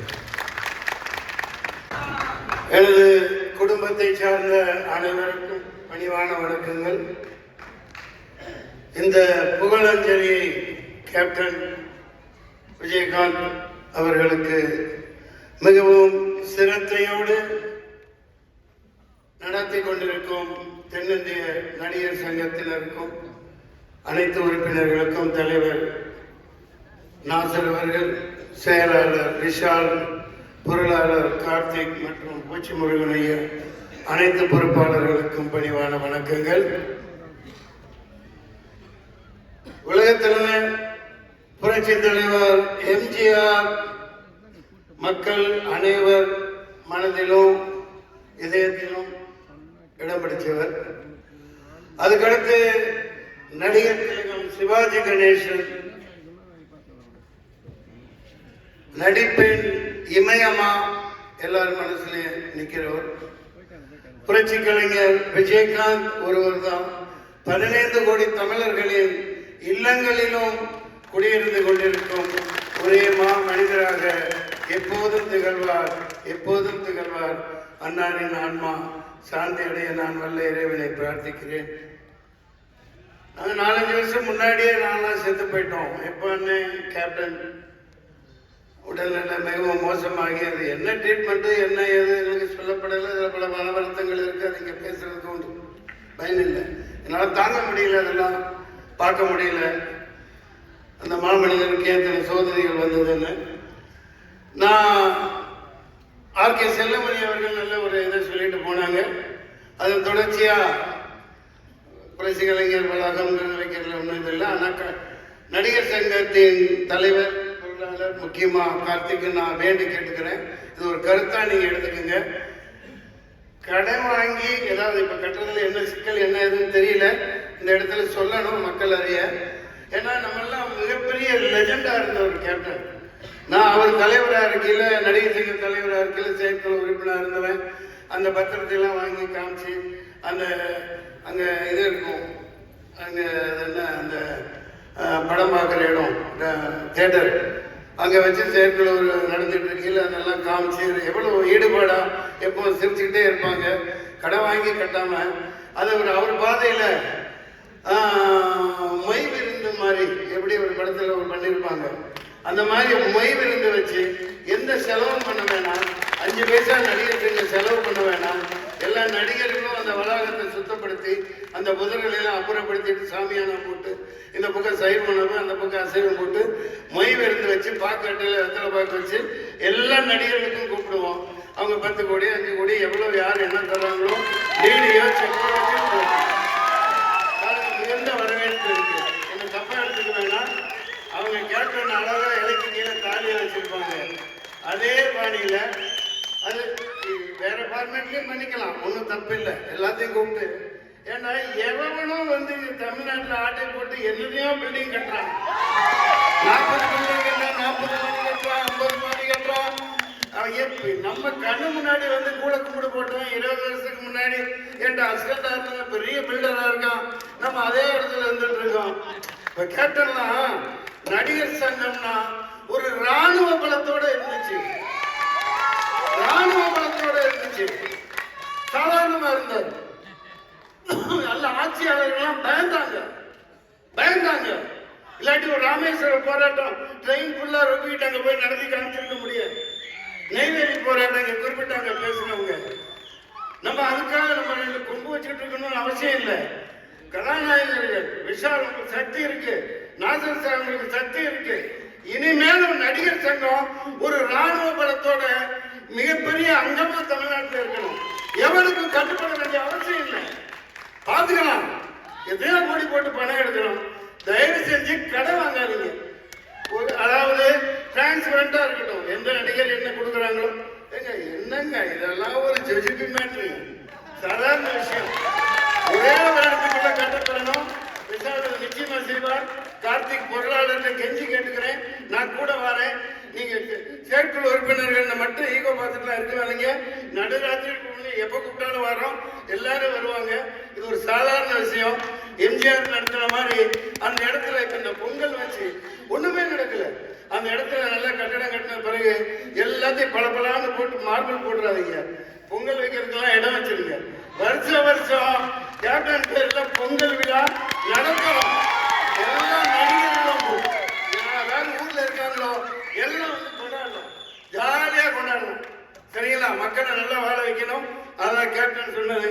அண்ணாரின் ஆன்மா சாந்தியுடைய வாழ்த்துக்கள். பிரார்த்திப்போம். நன்றி நன்றி. அனைவருக்கும் வணக்கம். கேப்டன் அவர்களை சந்திக்க தான் சந்தர்ப்பம் கிடைச்சது. அவர் கூட பணியாற்ற சந்தர்ப்பம் கிடைச்சதில்லை. ஆனால் இங்கே ஒவ்வொருத்தரும் அவர் கூட பழகினவங்க, அவங்க கூட பணியாற்றினவங்க, அவ்வளோ பேர் அவர் வளர்த்துட்டு இருக்காரு. அவருடைய குணாதிசயங்களை அவங்க ஒவ்வொருத்தராக சொல்ல சொல்ல சொல்ல மலைப்பா இருக்கு. நம்ம சரித்திரத்திலையும் ஹிஸ்டரியிலையும் தான் அந்த மாதிரி மக்கள் இருப்பாங்கன்னு படிச்சிருக்கோம். அப்படி உண்மையாவே நம்ம கூட வாழ்ந்த ஒருத்தர் கேப்டன் அவர்கள் நினைக்கும் போது அவ்வளோ சந்தோஷமா இருக்கு, அவ்வளோ பெருமையா இருக்கு. அவர் இருந்த தமிழ் சினிமாவில் நாமளும் இருக்கோம் அப்படிங்கிறது ரொம்ப பெருமையா இருக்கு. இங்க நடிகர்கள் எப்படி நடந்துக்கணும், எப்படி அன்பா இருக்கணும் அப்படின்னு அவர் வாழ்ந்து காமிச்சது வந்து இப்போ இனிமே நாங்கள் வாழ்ந்த வாழ்க்கைக்கு ஒரு மிகப்பெரிய முன்னுதாரணமா நான் எடுத்துக்கிறேன். ஒவ்வொரு விஷயம் பண்ணும் போதும் அவர் மனசுல நினைச்சிட்டு பண்ணணும்னு ஆசைப்படுறேன். ஒரு மனிதன் முற்றும் அன்போட, எந்த ஒரு பாகுபாடு பார்க்காம, பணத்து மேல பெரிய ஆசை இல்லாம நல்லவனாவே இருந்தா இந்த சமுதாயம் மதிக்குமா அப்படின்னா இந்த சமுதாயம் மதிக்காதுதான் நம்ம கேள்விப்பட்டிருக்கோம். ஆனா அப்படி ஒருத்தர் இருந்தா மக்கள் எப்படி கொண்டாடுவாங்கன்னு அவர் வாழ்ந்து காமிச்சிட்டு போயிட்டாரு. அதுதான் மிகப்பெரிய உதாரணம். மறுபடியும் மனிதர் மேலையும் சமுதாயத்து மேலையும் நம்பிக்கை வர்றது அதுலதான். அவரை இப்படி மக்கள் கொண்டாடி நமக்கு இப்படி வாழ்ந்தால் இப்படி மரியாதை கிடைக்கும்னு நமக்கு எடுத்து காமிச்சிட்டு போயிருக்காரு. கேப்டன் அவர்களோட நிர்வாகத்தன்மையை பத்தி நிறைய பேர் பேசி கேள்விப்பட்டுட்டே இருக்கோம். எங்களுக்குலாம் ரொம்ப அனுபவம் இல்லாம புதுசா அதுக்குள்ள வந்து ஒவ்வொருதான் கத்துக்கிறோம். ஒரு நிகழ்ச்சி நடத்தினா எப்படி ஃபுட் ஆர்கனைஸ் பண்றது, எப்படி அவங்க நல்லபடியாக ரூம்ல கொண்டு போய் சேர்க்கறது, நல்லபடியாக அவங்க ஃபிளைட் ஏறி திருப்பி அனுப்புறது. இந்த 2 ஷோ பண்ணும்போது ஒவ்வொரு நாளும் கேப்டன் அவர்களுடைய எப்படி கவனிச்சுட்டாருன்னு வந்த ஆர்டிஸ்ட்லாம் சொல்லிட்டே இருப்பாங்க. அப்ப நம்ம இன்னும் பெட்டரா பண்ணணும், கேப்டன் அளவுக்கு பண்ணணும்னு எங்களுக்கு ஒரு பெரிய ஒரு பெஞ்ச் மார்க் அவர் செட் பண்ணிட்டாரு. கேப்டன் அவர்கள் இது எங்களுக்கு ஒரு செட் பண்ணிக்க பெஞ்ச் மார்க்கை மீட் பண்றதுக்கு நாங்கள் இன்னும் நிறைய உழைக்கணும்னு எனக்கு தெரியுது. இங்க எல்லாருமே ஒன்று சேர்த்து ஒரு நல்ல அன்போடு எல்லாரும் பேசுறதே அவருடைய ஆசீர்வாதம் நினைக்கிறேன். அவர் ஆசீர்வாதத்தை சீக்கிரம் கட்டிட முடியும்னு நான் நம்புறேன். கேப்டன் அவர்கள் வந்து தராதரம் பார்க்காம பழகிருக்காரு. இங்க இருக்கிற ஒரு சின்ன ஆட்கள் இருந்து பெரியவங்க வரைக்கும் வர மாதிரி நல்லது மட்டுமே சொல்றாங்க.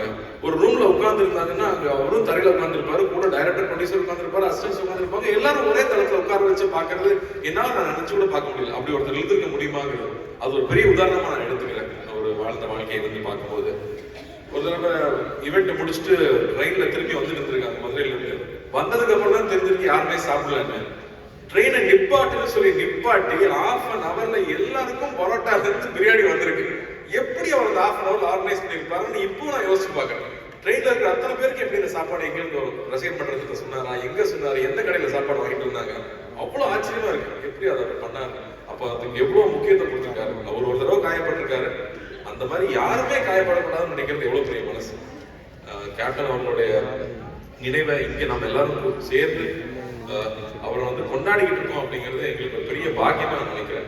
நடிகர் சங்கத்துல அவர் இறக்கும்போது நாங்கள் நிர்வாகிகள் ஊர் இல்லாம போனது மிகப்பெரிய வருத்தம். இந்த மாதிரி ஒரு நிகழ்ச்சி நடத்தும் போது அதை கொஞ்சமாவது நாங்கள் வந்து எங்களுடைய வருத்தத்தை ஆத்திக்கணும்னு நான் நினைச்சுக்கிறேன். அவங்களுடைய குடும்பத்தார் வந்திருக்கிறாங்க, தம்பிகள் 2 பேர் வந்திருக்காங்க. எல்லாரும் சொன்னாங்க அப்பா பண்ண ஆசீர்வாதம் உங்களை எங்கேயோ கொண்டு போய் வைக்கணும். அந்த மாதிரி நீங்க 2 பேரும் ஒரு மிகப்பெரிய இடத்துல சீக்கிரம் வரணும். மக்களுடைய ஆசீர்வாதம் உங்க எல்லாரும் 2 பேருக்கும் இருக்கு. என்னுடைய வேண்டுதல் நீங்க 2 பேரும் மிகப்பெரிய இடத்துல வந்து அப்பா மாதிரி நீங்களும் இருக்கணும் அப்படிங்கிறது என்னுடைய பெரிய ஆசை. அது நிச்சயம் நடக்கும்னு நான் நம்புறேன். இங்க வந்திருந்ததுக்கு 2 பேருக்கு நன்றி, ஸ்ரீஷா இருக்கும் நன்றி. எல்லா இயக்குநர்களுக்கும் தயாரிப்பாளர்களுக்கும் ஒன்று சேர்ந்து ஒரு சமூகமா இங்க இருந்து ஒரு குடும்பமா இங்க இருக்கிறதே அவ்வளவு சந்தோஷமா இருக்கு. அவர் ஆசீர்வாதத்துல நிறைய நல்லது எல்லாருக்கும் நடக்கும் நம்புறேன்.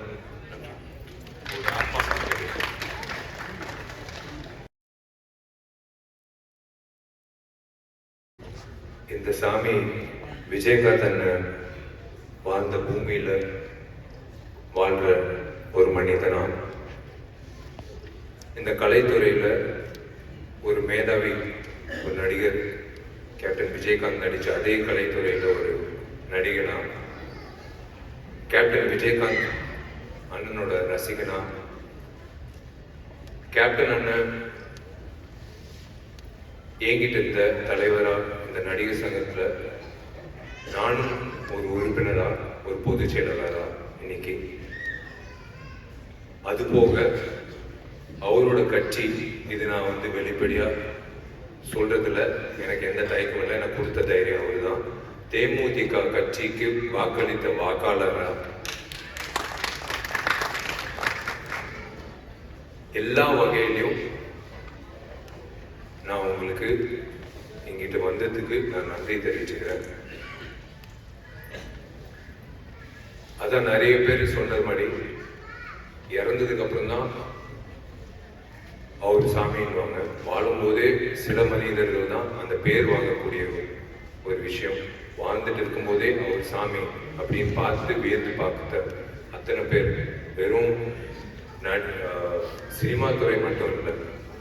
இந்த அவர் அந்த ஏவியில் நீங்கள் பார்க்கும்போது யார் வந்தாலும் பட்னியாக போகக்கூடாது. அவர் அலுவலகத்துக்கு வந்த யாராக இருந்தாலும் அது சினிமா துறை சார்ந்தவர். நான் கேள்விப்பட்டது என்னன்னா, அசிஸ்டன்ட் டைரக்டர்ஸ் அப்போது ரொம்ப கஷ்டப்படுற அசிஸ்டன்ட் டைரக்டர்ஸ் வந்து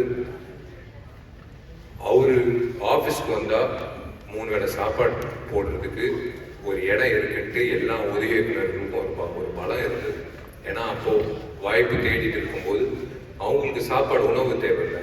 அது அவர் மனசுல இருந்து எல்லாருக்கும் சாப்பாடு சரிசமமா இருக்கணும். படப்பிடிப்புல சாப்பாடுன்ற விஷயத்துல வந்து எந்த பாரபட்சம் பார்க்கக்கூடாதுன்ற வகையில எங்களை மாதிரி இளைஞர்களை ஊக்கப்படுத்தின ஒரு சாமி வந்து விஜயகாந்த் தான்.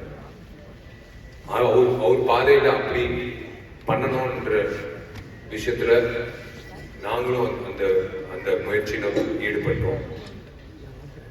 விஜயகாந்த் அண்ணன் மறைவப்போ இருந்திருக்கணும், கூட இருந்து நாங்கள் அந்த மரியாதை செலுத்திருக்கணும். அந்த நேரத்தில் நானும் ஊரில் இல்லை, கார்த்தியும் ஊரில் இல்லை. முதல்ல அந்த குடும்பத்துக்கு நான் மன்னிப்பு கேட்டுக்கிறேன். நான் சண்முகபாண்டியன்கிட்ட நான் ஒரே ஒரு விஷயம் நான் சொல்லிக்க விருப்பப்படுறேன். கேப்டன் அண்ணன் வந்து உங்களுக்கே தெரியும், நிறைய நடிகர்களுக்கு வந்து மேலே வர்றதுக்கு ஒரு தூணா இருந்திருக்காரு. எது பத்தி யோசிக்கல, காசு வாங்கல, காசு கொடுத்தாலும் வாங்கியிருக்க மாட்டாரு. ஆனா அன்னைக்கு பண்ணணும்னு அவசியம் கிடையாது. ஆனா அந்த நடிகர்களுக்கு வந்து ஒரு பிளாட்ஃபார்மா இருந்து பரவாயில்ல, அந்த பசங்க வளரட்டும் அப்படின்னு சொல்லி அவர் ஒரு வாய்ப்பு கொடுத்தாரு. நான் உங்க வீட்டு பிள்ளையா நான் சொல்றேன், உன்னோட படத்துல எப்பயாவது நானும் நீயும் சேர்ந்து நடிக்கணும்னு உனக்கு ஆசை இருந்தா நான் வரேன். நான் உனக்காக ஒரு படத்துல நான் உனக்காக அதே மாதிரி கேப்டன் அண்ணன் எப்படி வந்து ஒரு பிளாட்ஃபார்மா அமைச்சு கொடுத்தாரோ, என்ன நீ பயன்படுத்திக்கிறதுக்கு உனக்கு ஆசையா இருந்தா நான் இருக்கேன் உனக்காக. கண்டிப்பா இது வந்து வெறும் வார்த்தையால நான் சொல்லல.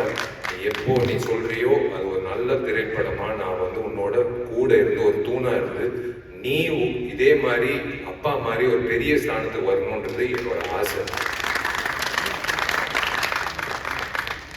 அது நான் பரிகாரமா நான் நினைச்சுக்கிறேன். ஏன்னா எனக்கு என்னமோ தெரியல, இவர் வந்து பார்க்கும் போதெல்லாம் ஒரு ஒரு விஷயம் தோணும். அது உங்களுக்கும் இருக்கும், உங்க குடும்பத்துக்கும் இருக்கும். தைரியம், எதை பத்தியும் யோசிக்க மாட்டார். தைரியமா இங்கிட்ட இருக்கிறது தான் பேசுறது. என்ன போல் வாழ்க்கை இங்கிட்ட இருக்கிறது வந்து அப்படியே வந்துடும், ஃபில்டரே இல்லை. அவர் என்ன, நான் ஒரு வாட்டி உங்க வீட்டுக்கு வந்தேன், வந்து அண்ணனை சந்திக்கும் போது பிரேமலதா அம்மா ஒரு விஷயம் சொன்னாங்க. உங்களுக்கு ஒன்று தெரியுமா, அந்த பத்திரத்தை கொண்டு வரும்போது முதல்ல லாக்கர்ல இருந்து உன் நகையெல்லாம் முதல்ல எடுத்துரு, இந்த பத்திரத்தை வைக்கணும் அப்படின்னு சொன்னாங்க. ஏன் நகை கூட வந்து அவருக்கு ஒரு மிகப்பெரிய ஒரு விஷயமா தெரியல. அந்த பத்திரத்தை வந்து கொண்டு வந்து அப்படி வைக்கும் போது வந்து எங்களுக்கே நாங்க வியந்து பார்த்தோம். அப்படி அந்த பத்திரத்தை வந்து ஒரு பொக்கிஷமா வந்து வச்சார் லாக்கர்ல அப்படின்னு சொன்னாங்க. அதுதான் வந்து அந்த மேதாவி. அதுதான் சொல்றேன், இன்னைக்கு இருக்கிற கூட்டம் மட்டும் இல்லை, எப்போ அவரோட போட்டோ இருந்தாலும் இல்லாட்டியும் எல்லார் மனசுலயும் இருக்கக்கூடிய ஒரு நபர் வந்து விஜயகாந்த் அண்ணன். எல்லார் மனசுலயும் உண்மையிலேயே மதுரலிகாரன் எல்லாரும் சொன்ன மாதிரி, பேரரசு சார் சொன்ன மாதிரி, இந்த தமிழ்நாடு வந்து ஒரு தலைவனை வந்து நம்ம மிஸ் பண்றோம். ஒரு தமிழ்நாட்டில் ஒரு தலைவனை மிஸ் பண்றோம். கேப்டன் அண்ணன் வந்து இந்த நடிகர் சங்கத்தை எப்படி மீட்டு எல்லோரையும் ஒரே குடும்பம் அப்படின்னு நம்பி கொண்டு வந்து அந்த ஒரே உணர்வோட, ஏன் எல்லாரும் இப்படி மனசார பேசுறாங்கன்னா, அவர் அப்படி எல்லாரும் பார்த்ததுனால தான். சும்மா வந்து பேசணும்னு அவசியமே கிடையாது. இங்க இருக்கிற அத்தனை பேர் வாய்ப்பு கொடுத்து பேசின அத்தனை பேர் வந்து மனசார பேசுற காரணம் வந்து அவர் அப்படி வந்து அவரை பார்த்துக்கிட்டாங்க. ஒரு தம்பியா, ஒரு எல்லாரையும் ஒரு சரிசமாக பார்க்குற நபர்கள் நம்ம சினிமாவில் வந்து பார்க்க முடியாது. நான் ஓப்பனாக சொல்றேன், ஈகோன்ற விஷயம் எல்லாருக்கும் இருக்கும். ஆனால் ஈகோ இல்லாத மனிதர்கள் ரொம்ப ரொம்ப குறைவு சினிமாவில். அதில் ஒரு முன்னுதாரணமாக இருக்கிறவர் வந்து கேப்டன் விஜயகாந்த். அவரோட போக்கு, அவர் வந்து எந்த தயாரிப்பாளரும் நஷ்டம் அடையக்கூடாது. 54 இயக்குனர்கள், புதுமுக இயக்குனர்கள், அதுவும் டிஎஃப்டி இயக்குனர்கள் வந்து அறிமுகப்படுத்துற ஒரே எனக்கு தெரிஞ்ச உலக நாயகன் வந்து கேப்டன் விஜயகாந்த். 54 பேர் யாரு வந்து கொடுப்பாங்க வாய்ப்பு? நீங்க சொல்லுங்க. இன்னைக்கு இருக்கிற காலகட்டத்தில் ஒரு புதுமுக இயக்குனர் வந்து அலுவலகத்துக்கு வர்றதுக்கே வந்து யோசிப்பாங்க. ஒரு பெரிய நடிகரை போய் அணுகணும்னா வந்து யோசிப்பாங்க, நம்ம கதை கேட்பாங்களா, அப்புறம் அவங்களுக்கு ஒரு ஆதங்கம் இருக்கும், ஒரு வேளை வந்து சொன்ன கதை வந்து கரெக்டா எடுப்பாங்களா, இந்த மாதிரி ஒரு ப்ராசஸ் எல்லாம் வந்து இன்னைக்கு இருக்கிற காலகட்டத்தில் இருக்கு. ஆனா அவர் வந்து எது பத்தியும் யோசிக்காம 54 வீட்டுல வந்து விளக்கேத்தி இருக்காரு. 54 பேர் வாய்ப்பு கொடுக்கு. 54 வீட்டுல வந்து அடுப்பு இருக்கு, விளக்கேத்தி இருக்காரு. 54 குடும்பங்களை வாழ வச்சிருக்காரு. அந்த மாதிரி ஒரு is given such a great contribution to இந்த சினிமா. இது வந்து வெறும் நம்ம தமிழ்நாடு இல்லைங்க, இந்தியாவுக்கே வந்து பெருமை செலுத்தக்கூடிய ஒரு மனிதர், ஒரு நடிகர். இது வந்து இன்னைக்கு வந்து தமிழ்நாடு சொல்றோம். இந்தியாவிலே இவர் வந்து பண்ண சாதனை வந்து எந்த நடிகரும் பண்ணதே இல்லை. யாருக்கும் அந்த தைரியமும் வராது, யாருக்கும் அந்த தைரியம் கிடையாது. நான் ஓப்பனா சொல்றேன். எத்தனையோ பேர் நானும் புதுமுக இயக்குநர்கள் வாய்ப்பு கொடுக்குறோம், எல்லாரும் கொடுக்குறோம். ஆனா 54 இயக்குநர்கள் வந்து அந்த டைம்ல வந்து அவர் கொடுத்து, எனக்கு இவரு மூலியமா எனக்கு ஆர்கே சோனிங்க சார் வந்து அவரோட அசிஸ்டன்ட் நான் சேரணும்னு சொல்லி எங்க அப்பா கிட்ட வந்து கெஞ்சி, அப்போ ஒரு வாட்டி அவரை சந்திச்சு நான் கேட்டேன், நான் புலங்க சார், நான் கேப்டன் உருவாக்குறேன். அப்படி பார்க்கும்போது டிஎஃப்டியில் சேரணும்னு ஒரு ஆசை வந்தது அவரால் தான். அண்ணன் செல்வனி சார் கிட்ட அசிஸ்டன்ட் டைரக்டர் சேரணும் அப்படின்னு சொன்னது கேப்டன் பண்ண படங்கள். எல்லா நடிகர்களும் சரிசமமா வளர வச்சு, எல்லா இயக்குநர்களும் சரிசமமா வளர வச்சு, எல்லா தயாரிப்பாளர்களும், நீங்க ஒரு தயாரிப்பாளர் சொல்லுங்க, எனக்கு வந்து அவர் மேல ஒரு கம்ப்ளைண்ட் இருக்கு அப்படின்னு. எங்களை மாதிரி ஆர்டிஸ்ட் எல்லாரும் கம்ப்ளைண்ட் இருக்கு. ஆனா ஒரு கம்ப்ளைண்ட் இல்லாத ஒரே நடிகர் இந்த நடிகர். எந்த கம்ப்ளைண்ட்டும் கிடையாது, எந்த சங்கத்திலையும் எந்த கம்ப்ளைண்ட்டும் கிடையாது. இந்த மனிதர் வந்து உண்மையிலேயே வந்துட்டு ஒரு சிரிக்கிறாரு, உண்மையிலேயே எங்கிட்டயோ சிரிக்கிறாரு. உங்களை பார்த்து உங்களை வாழ்த்துறாரு, உங்களை வாழ்நாள் பூரா வாழ்த்துறாரு. நான் பிரேமநாத் அம்மாவுக்கு நான் கடமைப்பட்டிருக்கேன், சுதீஷ் சாருக்கு நான் கடமைப்பட்டிருக்கேன். நான் சொன்ன விஷயத்த சத்தியமா சொல்றேன். வெறும் இந்த மைக்கு, இந்த கூட்டம், பேசணும், உணர்ச்சி அப்படியெல்லாம் கிடையாது. அவருக்கு நான் பண்ண வேண்டிய விஷயம் வந்து எனக்கு மனசார நான் சொல்ல வேண்டிய விஷயம் நான் உனக்கு சொல்றேன். நீ எப்போ சொல்றியோ ஒரு நல்ல ஒரு அமைப்பா, ஒரு நல்ல ஒரு திரைப்படமா இந்த திரை உலகத்துக்கு காட்டுவோம். அதுதான் வந்து இந்த மனிதனுக்கு நான் வந்து எனக்கு நான் வந்து என்னால முடிஞ்ச அளவுக்கு நான் அர்ப்பணிக்கிற ஒரு விஷயம். ரொம்ப ரொம்ப சந்தோஷமா இருக்குன்னு ஏன் சொல்றேன்னா, இவர் சிரிக்கிறாரு. இந்த நேரத்துல வந்து இவரை பத்தி இத்தனை பேர் வந்து பேசி, இத்தனை தயாரிப்பாளர் சங்கம், இயக்குநர்கள் சங்கம், எல்லாம் விவசாயிகள் சங்கம், இவங்கெல்லாம் வரணும்னு அவசியமே கிடையாது. நான் கூப்பிட்ட உடனே வந்ததுக்கு காரணம் வந்து இது சும்மா ஒரு கட்டளைக்காக நாங்க வர சொன்னோம் அது அப்படின்லாம் இல்லை. உங்க அப்பாக்காக தான் வந்தாங்க. நாங்க கூப்பிட்டதுனால இல்லை, உங்க அப்பாவோட போட்டோ வச்சு நாங்க கீழே போட்டோம் நடிகர் சங்கம் உங்களை அழைக்கிறது. ஆனா கீழே நடிகர் சங்கம் பார்க்கலாம், ஏன்னா அவர் தான் உருவாக்குனார் நடிகர் சங்கம். மேலே இருக்கிற அந்த போட்டோ பார்த்து தான் எல்லாரும் வந்திருக்காங்க. அந்த வகையில வந்து கண்டிப்பா இந்த சாமி வந்து மேற்கொண்டு இந்த கலைத்துறைக்கும் சரி மக்களுக்கும் சரி உங்கள் சார்பாக வந்து கண்டிப்பாக வந்து அந்த நற்பணிகள், அந்த நல்ல விஷயம், நலத்திட்டங்கள், நல்ல விஷயங்கள் மேற்கொண்டு நடக்கும்ன்றது நான் நம்புகிறேன். நீங்கள் எல்லாரும் நல்லா இருக்கும், நீங்கள் 2 பேரும் நல்லா இருக்கும். அம்மா ஆரோக்கியத்தை பார்த்துக்கோங்க. சுதீஷ் சார் பக்கபலமாக இருக்காரு. I am always safe. God bless you. அப்படியே மொய் வந்து வச்சிருங்க.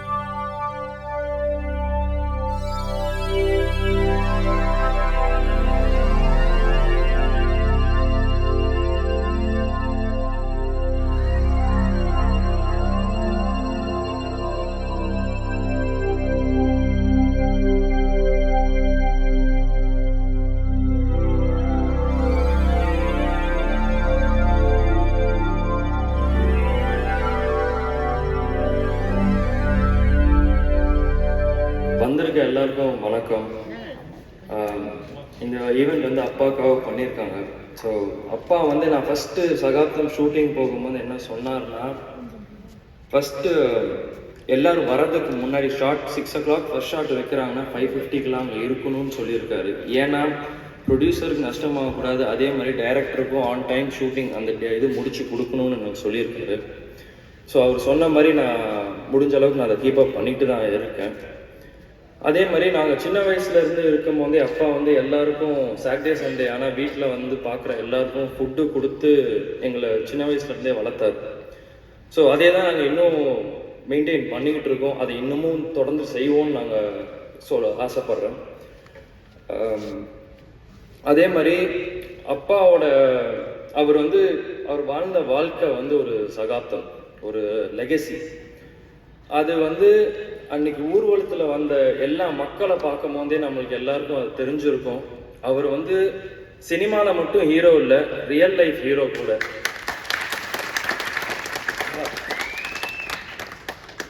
என்னால் அது இன்னும் நம்ப முடியல, இந்த மாதிரி அப்பா கூட இல்லைன்ட்டு. எங்கள் அப்பா என் கூட தான் இருக்காரு, எப்பயுமே இருப்பார். இங்கே வந்திருக்க எல்லாருக்கும் நன்றி. நடிகர் சங்கம் அப்படின்னு சொல்லி இதை ஆரம்பித்தாங்க. பட் ப்ரொடியூசர்ஸ், டைரக்டர்ஸ், சினிமாவில் இருக்க எல்லாருமே இங்கே வந்து இந்த ஈவெண்ட்டை வந்து ஒரு பெரிய ஈவெண்ட்டாக பண்ணி கொடுத்துருக்கீங்க. ரொம்ப தேங்க்ஸ் அதுக்கு. இந்த ஈவெண்ட் வந்து ஒரு ஸ்பெஷலான ஈவெண்ட். ஏன்னா அப்பாவுக்கு வந்து சினிமா தான் எல்லாமே இருந்துச்சு. ஷூட்டிங் முடிப்பார், வந்தால் வீட்டில் இருப்பார், இல்லை ஷூட்டிங் இல்லாட்டி நடிகர் சங்கம் இல்லை வீடு. ஸோ நீங்கள் இந்த ஈவெண்ட்டை வந்து ரொம்ப பெருசாக பண்ணி கொடுத்து எல்லாருக்கும் தேங்க்ஸ். ஏன்னா விஷயம்னா ரொம்ப தேங்க்யூ. நீங்கள் எனக்கு ஒரு நல்ல ஆப்பர்ச்சுனிட்டியும் கொடுத்துறீங்க, ரொம்ப தேங்க்ஸ். எல்லாருக்கும் அன்றைக்கி அப்பாவுக்கு வந்து அஞ்சலி செலுத்த வந்த எல்லாருக்குமே நான் நன்றி சொல்லிக்கிறேன். Thank you so much. நன்றி, வணக்கம்.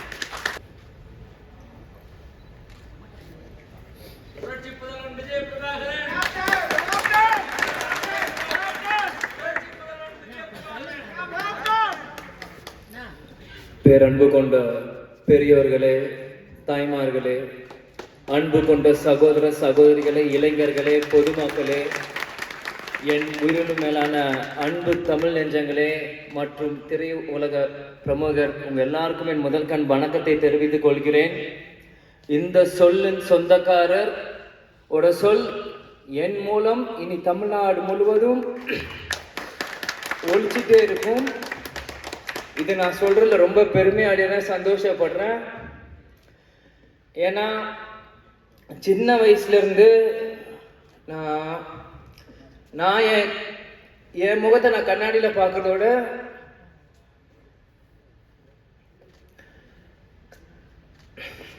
எங்கள் அப்பாவை தான் நான் நிறைய வாட்டி பார்த்துட்டு இருப்பேன்.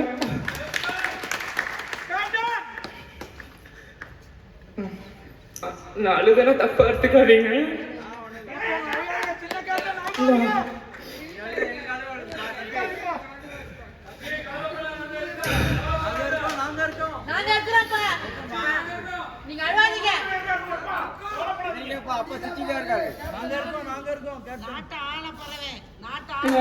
அப்பா ரொம்ப எமோஷனல்.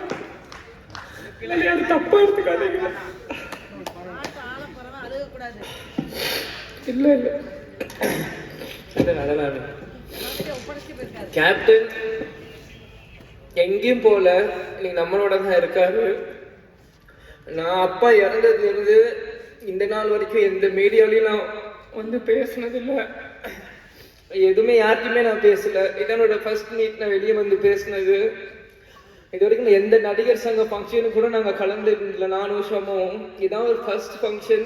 அது இப்படி ஒரு ஃபங்க்ஷனாக வந்து கலந்துருக்குமான்னு உண்மையிலேயே மனசு ரொம்ப கஷ்டமாக இருக்குது. அதே மாதிரி இது ஃபர்ஸ்ட் மீட்டிங் எங்கள் அப்பா இதெல்லாம் வந்து இங்கே பேசுறதும் எனக்கு உண்மையிலே அது எப்படி எனக்கு சொல்றதுன்னு தெரியல. நிச்சயம் இங்கிருந்து நீங்க நான் என்னென்னமோ பேசணும்னு நினைச்சேன். ஆனா எனக்கு இப்போ எதுவுமே மைண்ட்ல வர மாட்டேங்குது. நான் மனசுல பட்டு நான் பேசிடுறேன். ஏன்னா எங்க அப்பா வந்து எங்களுக்கு எல்லாருமே சின்ன வயசுல இருந்து கொடுத்து தான் எங்களை பழகி இருக்காரு. அதே தான் நாங்கள் இன்னைக்குமே. அதனால அது என்னைக்குமே எங்க அம்மா வீடியோல சொன்ன மாதிரி தான். நிறைய பேர் சொல்றாங்க நீ கேப்டன் இல்லை, இனி எப்படி எங்களுக்கு யார் இருக்கா அப்படின்னு. யாரும் எதுக்கும் நினைக்காதீங்க.